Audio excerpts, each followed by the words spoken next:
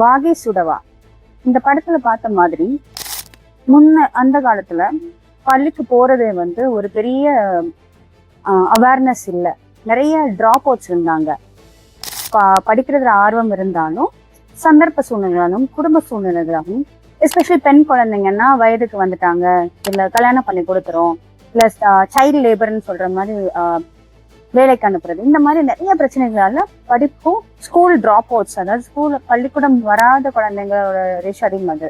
But over the years நிறைய முயற்சிகள் மூலமாகவும் அவேர்னஸ் மூலமாகவும் இப்போ பள்ளி படிப்புன்றது எவ்வளவு முக்கியத்துவமானதுன்றது தெரியல.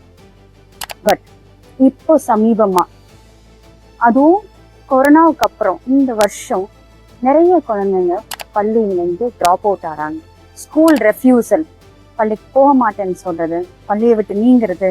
இன்னும் மோசம் என்னன்னா, ஹையர் கிளாஸ் பசங்களுக்கு நாங்க ஸ்கூல் போகணுன்ற அவசியம் கிடையாது, என்னால பிரைவேட்டா வந்து எக்ஸாம்ஸ் எழுத முடியும்.